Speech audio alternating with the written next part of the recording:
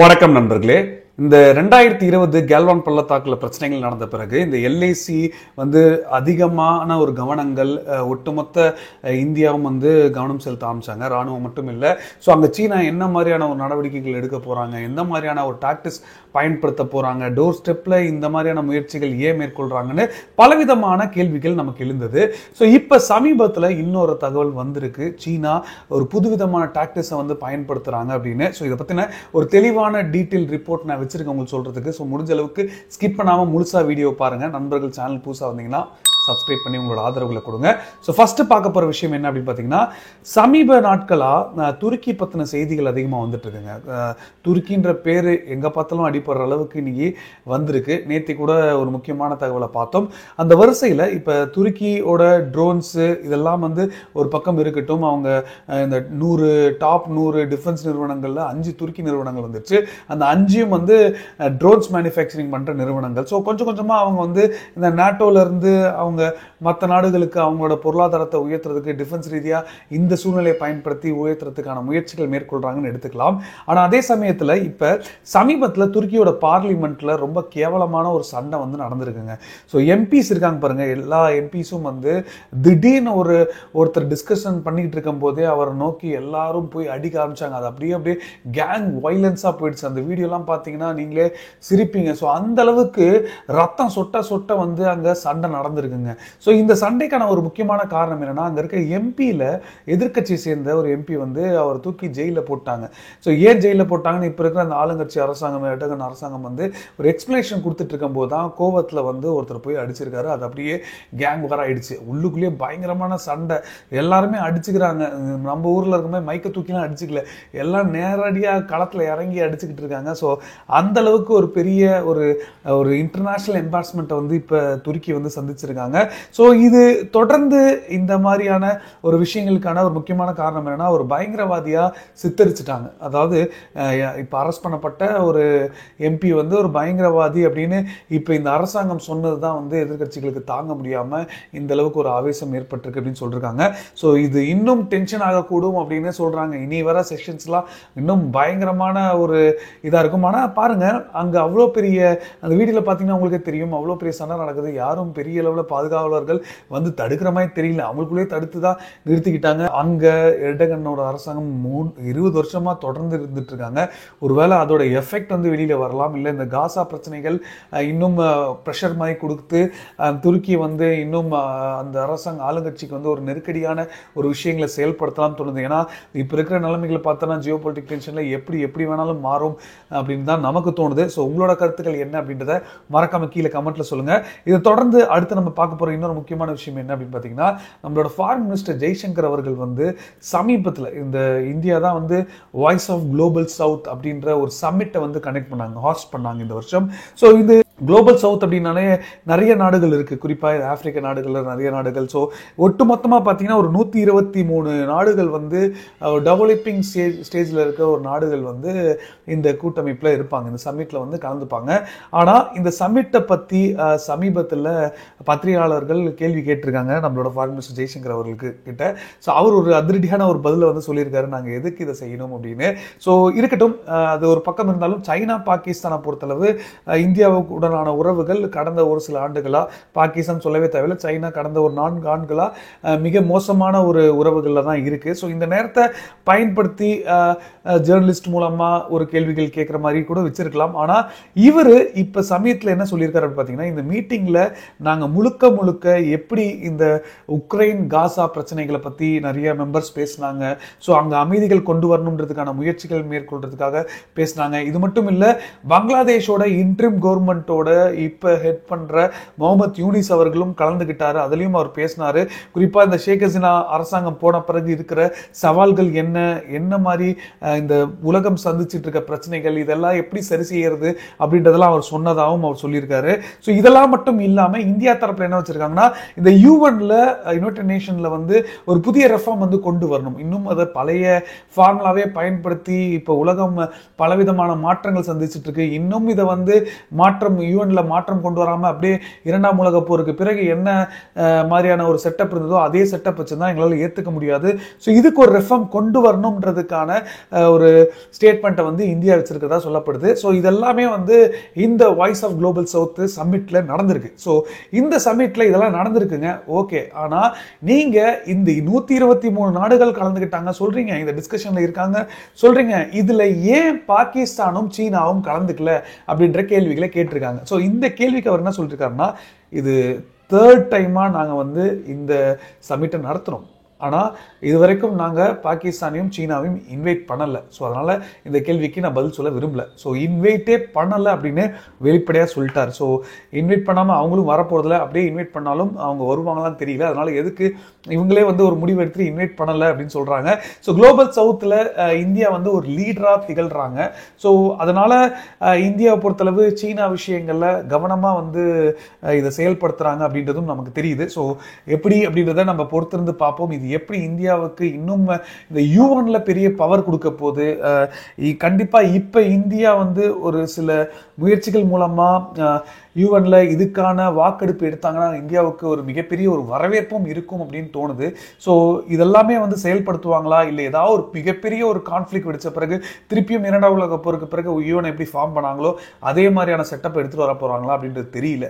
So பொறுத்து இருந்தா பார்க்கணும். இது ஒரு பக்கம் இருக்க, சீனா இப்ப சமீபத்தில் இன்னொரு ரிப்போர்ட்ஸ் வந்து சொல்லுது, அவங்க வந்து இந்த பிஎல்ஏவை நம்பி இனி பிரோஜனம் இல்லை அப்படின்னு லோக்கல்ஸை வந்து எடுத்துக்கிட்டு இருக்காங்க.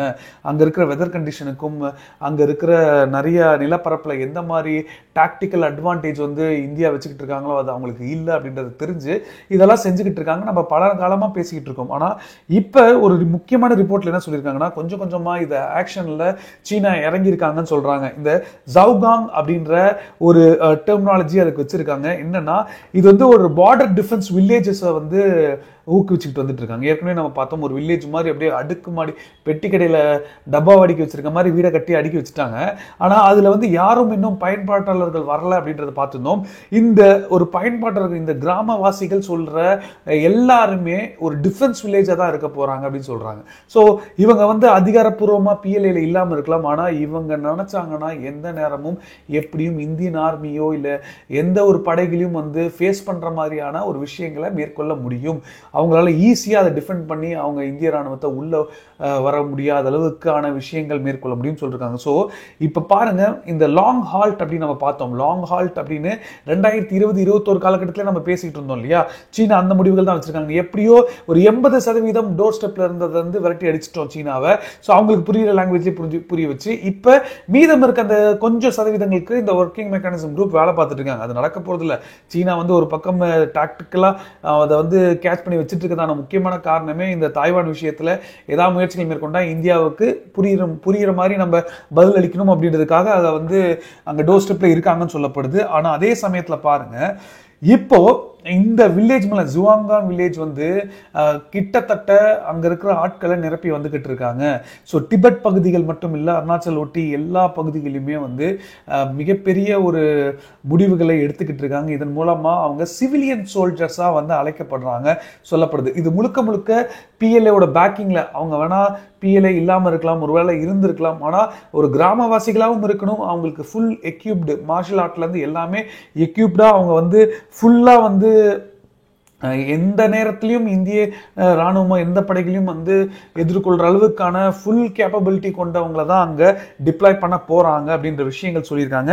ஸோ இது கிட்டத்தட்ட ஒரு இன்டர்நேஷனல் மீடியாவை பேச ஆரம்பிச்சிட்டாங்க. என்ன இதுக்கு டைட்டில் கொடுத்துருக்காங்கன்னா, China threatens to snatch disputed ஏரியான்னு. ஸோ இதுதான் யூரேஷியன்லையும் வந்து கோட் பண்ணி போட்டிருக்காங்க. ஸோ இது கிட்டத்தட்ட பிஎல்ஏவோட ஒரு ரகசியமான, இப்போ இந்த ஈஸ்ட் சைனா சீல இருக்கு பாருங்க, ஃபிஷர்மேன்ஸ்ன்ற பேர்ல, இந்த கடல் பாதுகாவலர் பேர்ல பிஎல்ஏ தான் வேலை பார்த்துட்டு இருக்காங்க. ஸோ அதே டாக்டிக்ஸ் தான் இங்கேயும் வந்து நடத்திட்டு இருக்காங்க. ஏன்னா டோர் ஸ்டெப்ல ராணுவம் இருந்தால் பதட்டங்கள் அதிகமாக இருக்கும். ஸோ இரு நாடுகளும் ராணுவத்தை வந்து குமிப்பாங்க, இந்த சைடு வந்து குமிப்பாங்க. அவங்கெல்லாம் கிராமவாசிங்கப்பா அப்படின்ட்டானா வேலை முடிஞ்சிச்சு இல்லை. ஸோ இதுதான் வந்து டாக்டிக்ஸ். இது புரியாம யாரும் இருக்க போறது. ஆனால் இதுக்கு என்ன இந்தியா எப்படி பதிலளிக்க போறாங்க, இந்தியாவும் இதே மாதிரி ஏதாவது ஒரு விஷயங்கள் பண்ண போறாங்களா அப்படின்றத நம்ம வந்து பொறுத்திருந்து பார்க்க வேண்டியதா இருக்கு. அவங்களுக்கு ஆயுதங்கள் தராங்களா, ஆயுதங்களை நிரப்பி வைக்கிறாங்களா, இல்லை இதே மாதிரி லாங் ஹால்ட்டுக்கு இந்தியா ரெடி ஆயிட்டாங்களா அப்படின்றதெல்லாம் நம்ம பொறுத்திருந்து பார்ப்போம்.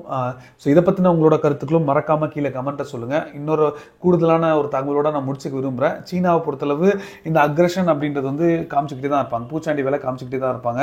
ஆனால் நேரடியாக அவங்க இறங்குறதுக்கான முயற்சிகள் கொஞ்சம் கம்மி, கொஞ்சம் பயந்தவங்க தான். ரஷ்யா அளவுக்குலாம் வந்து கிடையாது, அவங்க சந்தித்த மாதிரியான போர்கள் வந்து இவங்க சந்திக்கல அப்படின்னு சொல்கிறாங்க. அதே மாதிரி அவங்களோட ஏர்ஃபோர்ஸுக்கு வந்து அந்தளவுக்கு அனுபவங்களும் இல்லை.